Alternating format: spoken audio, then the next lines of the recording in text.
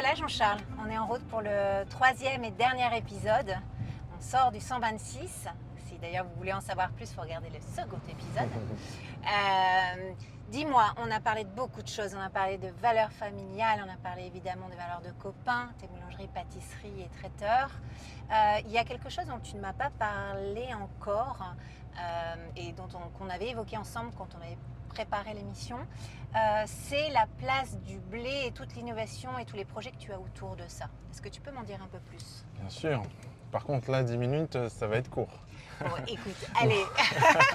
Allez, challenge. Déjà, j'ai apporté le citron, l'huile d'olive pour tomates, parce que c'est des choses qui vont très bien ensemble d'un point de vue nutritionnel Bien vu. et gustatif. Bien vu. Alors, les blés anciens, le projet, il est fantastique. C'est-à-dire que dans la boulangerie-pâtisserie, avec les différents métiers qu'on avait, on a déjà réussi à intégrer une dimension nutritionnelle qualitative dans la partie viennoiserie, dans la partie traiteur, avec les nouvelles recettes. Par exemple, le petit déjeuner nutritionnel salé qu'on met en place avec le mélange de graines de lin, de sésame, la quantité d'huile, l'oléagineux, l'œuf dur. Tout ça, c'est pensé, c'est réfléchi, nourri avec les différentes lectures que je fais et Bien expérimentations. Oui. Et donc, du coup, il fallait trouver cet angle nutritionnel avec le pain. Et là, la rencontre avec Roland Feuillasse, les maîtres de mon moulin, a juste été une révélation, une épiphanie. Roland Feuillasse, c'est quelqu'un qui a une intelligence incroyable, avec des valeurs incroyables également. Et ça fait 20 ans qu'il parcourt le monde pour récupérer des semences anciennes. Ces semences qui ont été gardées comme des trésors familiaux, souvent. Donc il y a toute une approche, valeur, est-ce que tu mérites vraiment? Et donc montrer patte blanche. Roland réussit à rassembler ces semences qui ont un patrimoine génétique qui va de moins 5000 à moins 15 000 ans. Pourquoi est-ce que c'est important? Parce que du coup, ça fait 5000 à 15 000 ans qu'on vit avec ces céréales. Donc notre patrimoine génétique à nous est plus compatible, beaucoup plus compatible avec le patrimoine génétique de ces céréales anciens. Du coup, facilité de digestion, facilité d'assimilation, réduction du risque d'allergie au gluten et tout ça.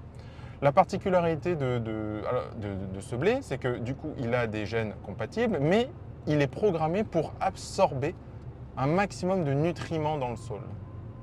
Et ces nutriments, ils vont être conservés dans la graine. Et cette graine, le meunier va la travailler. Et ensuite, le boulanger, copain, va le travailler d'une certaine manière pour l'offrir aux clients dans les meilleures conditions possibles. Donc, Roland, il a sélectionné les céréales, les semences.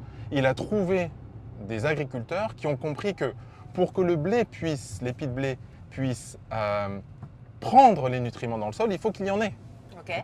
Parce que si on imagine un petit grain de blé, c'est quoi sa mission de vie au petit grain de blé?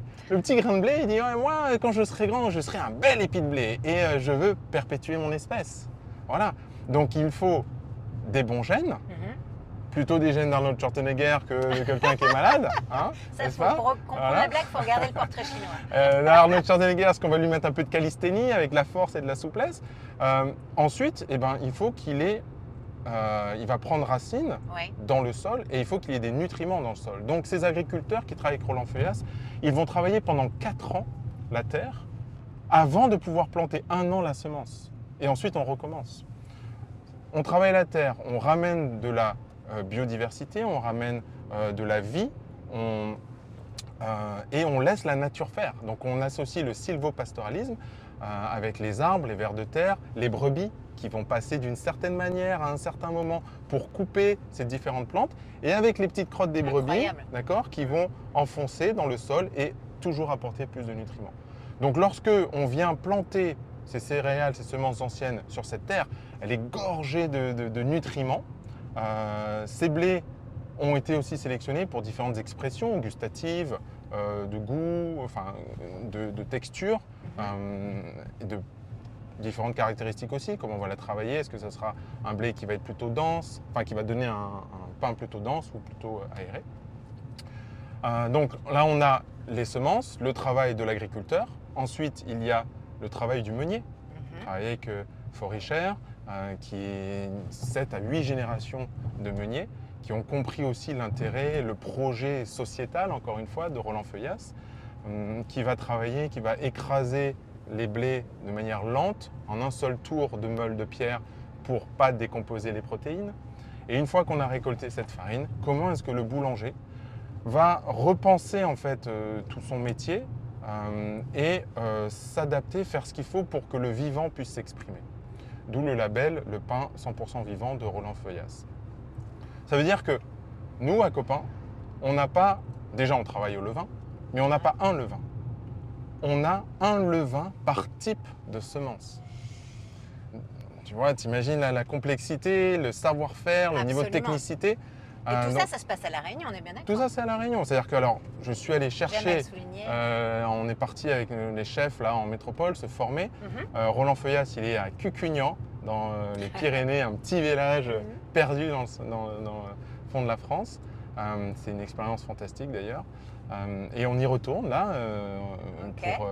dans les mois qui viennent. Donc ça, c'est tout l'aspect formation, mais en Exactement. tout cas, toute cette chaîne de valeur de production, c'est ici à La Réunion. Alors, c'est ce que tu développes. les blés sont plantés en métropole et un peu ailleurs. Mhm. Ensuite, ils sont écrasés par le meunier en métropole. Et ensuite, nous, on récupère la farine et on finit les 2 dernières étapes ici à La Réunion. Voilà. Ok. Donc, le boulanger va travailler une farine qui est beaucoup plus fragile, beaucoup plus aléatoire, puisqu'il n'y a pas d'intrants chimiques, il n'y a pas de mécanisation, donc ça dépend du sol, de la météo, de tous ces facteurs-là. Et donc, on a un levain qui a été fait à partir de la semence, Oui.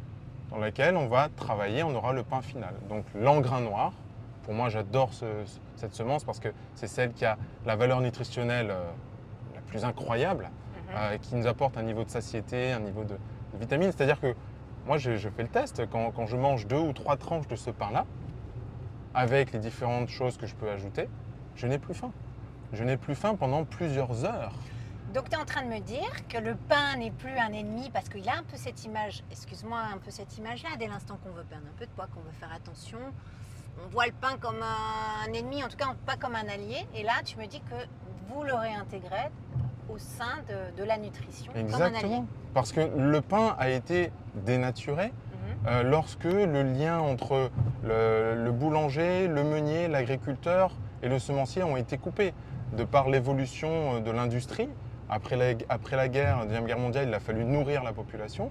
Et donc, on a plus réfléchi le blé comme un élevage, entre guillemets, s'il y a cette image d'animaux qu'on élève en abattage, c'est ce qu'on a fait pour le blé. Donc, en redonnant du sens au travail du semencier, de l'agriculteur, du meunier et du boulanger, Ouais. on arrive à proposer ce pain qui reprend sa place en termes d'éléments de fondation, Mhm. de la nutrition de l'humanité. Voilà. Et ça arrive quand sur Ça arrive les au mois étals de, ça arrive là pour les 10 ans justement de Copin. copains? Ok. C'est un aboutissement personnel dont je suis fier. Mhm. Parce qu'il ne peut se faire qu'en collectif, qui s'est fait dans le temps. On travaille sur ce projet depuis 2017. Et La patience, la patience, la persévérance et le niveau de technicité qu'il a fallu acquérir et qu'on va continuer de perfectionner pour pouvoir offrir aujourd'hui 3 variétés de ces semences, donc l'engrain noir, le métail et le blé de population, qu'on va agrémenter pour arriver à peu près à 8 semences, 8 types de blé et donc 8 types de pain qu'on va proposer à nos clients. Donc les 10 ans de Copin, c'est ça, on commence une célébration à partir du mois de juillet où on va faire découvrir ces blés anciens, ces nouveaux cakes, cette nouvelle gamme de restauration traiteur où on a voulu passer d'une gamme traditionnelle de boulangerie-pâtisserie avec Ouais. des salades vers une gamme de restauration, qualité-restauration, dans un service de rapidité, de convivialité et de prix qui est caractéristique à la boulangerie-pâtisserie artisanale. Ok, on est d'accord que vous êtes les seuls à proposer. Pour l'instant, on est les seuls à s'être investis de cette manière sur ce projet des blés anciens.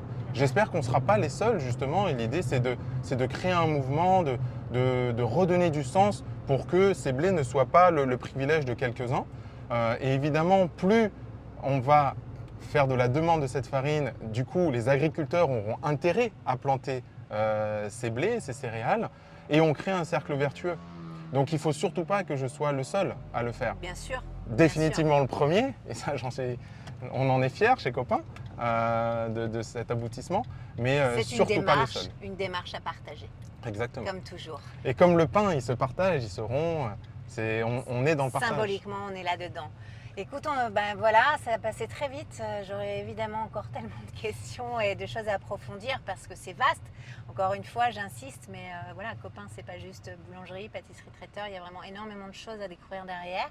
Je te remercie de nous avoir partagé tout ça.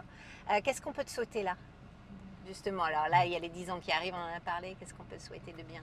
Toujours du plaisir et toujours plus de convivialité avec toujours plus de rencontres.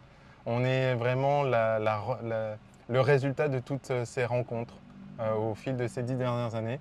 Et on a un fantastique projet pour l'île de la Réunion, les Réunionnais. Et j'invite à tous ceux qui y croient et qui veulent apporter leur petite pierre, leur petite miette de pain, de nous rejoindre pour partager un moment, un café, une discussion. Parce que c'est ça, Copain. C'est ça, Copain. Merci Jean-Charles. Merci Laurence. À bientôt. À bientôt.